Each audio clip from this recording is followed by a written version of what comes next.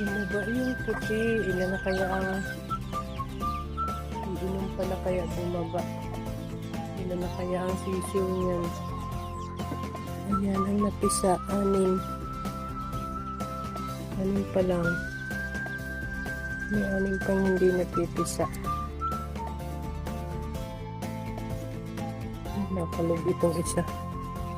Nakalog. Sana mapisa pa yung 4. Anak ito ng ARL. ARL at yung white. Yan, babalik na sa pugad niya.